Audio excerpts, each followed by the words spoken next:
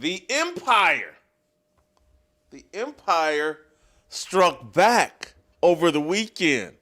How about the Team USA hockey team? We have another feel-good story in sports. In a sports calendar year in the last 8 months, 6 months, it's been nothing but feel-good stories in sports. And yesterday, I believe it was, yes, Sunday, I believe it was Sunday morning. It was Sunday morning.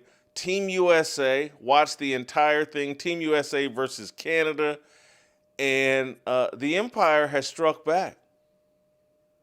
This is a sports rebellion going on against all the woke, all the anti-American sentiment.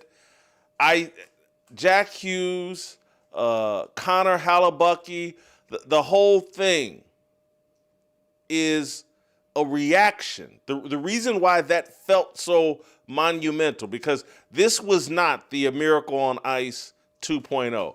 Yes, it went overtime. Yes, Jack Hughes ended it with a great defensive play and a great finish at the other end. Yes, he was heroic. The guy gets a tooth and a half or two teeth knocked out, or at least one tooth knocked out early in the third period, high stick. This is like an old school Ronnie Lott moment. America wins gold in Olympic hockey for the first time since 1980, the Miracle on Ice. And the reason why it feels so big is because it was so patriotic at a time when athletes are being pushed to be anti-American. We've been dealing with this at least since 2016 when Colin Kaepernick started taking a knee. It heightened and went to its peak in 2020, and we've been living in the aftermath of every athlete has to pretend like America is the worst place in the world and Donald Trump is the worst person in the world. And oh my God, I'm carrying such a burden competing in athletics when Donald Trump is so mean. He writes mean tweets and he's racist. And there's all these things going on in America. And that's what they were trying to define this Olympic season with. These Winter Olympics. The reporters running over to, what was this, Milan? Asking the players, how can you compete when Donald Trump is posting mean tweets and when ICE is trying to kick Somalians out of Minnesota? Oh, how can you compete? Aren't you just weighted down, worried about Somalians in Minnesota? The Empire strikes back with one of the most patriotic moments. It is the most patriotic moment in sports we've had since, because again, we'll have, 9/11. We got super patriotic after 9/11 in sports, but that may be it. George Bush throwing the first pitch after 9/11. But this may be the most patriotic moment in sports since then. 9/11, is that 2001? Is that 20 years? 24, 25 years? Hats off to Team USA, but the reason, and I'm telling you, I watched yesterday, and it wasn't until the end, until it went overtime, until Jack Hughes kept skating, kept playing after getting his teeth knocked out. And that's a great moment there just in male masculinity, American male masculinity. We feminize and soften sports to the point I'm surprised they didn't rush Jack Hughes to the hospital. But because it's hockey, you can still be a man. And this was like Ronnie Lott cutting off the tip of his finger to continue playing in a playoff game. Jack Hughes just continues on and then becomes the hero in overtime, and we have this great. Do we have the picture like him with the flag and this? Yeah, this is going to be one of the most memorable moments, one of the most memorable pictures in sports. This is like a version of Muhammad Ali standing over Sonny Liston. This is it's a different kind of John Carlos and Tommy Smith, fists raised, I believe, in 1968 at the Mexico Olympics. Now we have this on the other side. Jack Hughes, teeth knocked out, bloodied mouth, fist in the air, flag draped around him. And I want you to think about what has been going on in sports the past 6 to 8 months.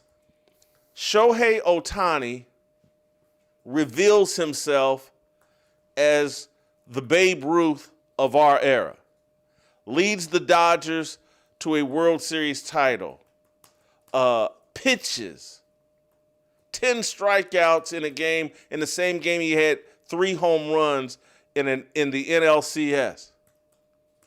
The Dodgers go on to win the World Series. The biggest, and we'll have this discussion here in a minute with Steve Kim and Butter.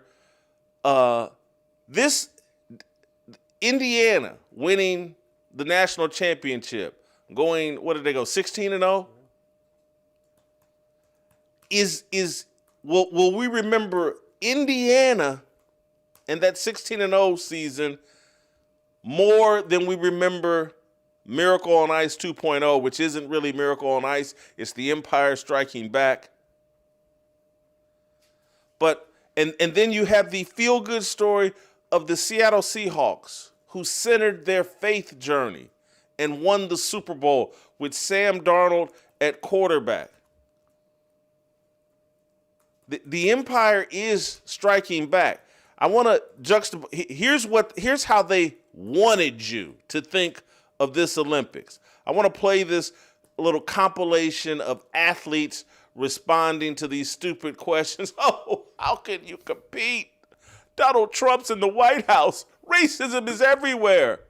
Play that compilation. It brings up mixed emotions to represent the U.S. right now, I think. It's a little hard. There's obviously a lot going on that I'm not the biggest fan of, and I think a lot of people aren't. How do you feel about Trump's approach towards the LGBT community, and also how does it affect you personally?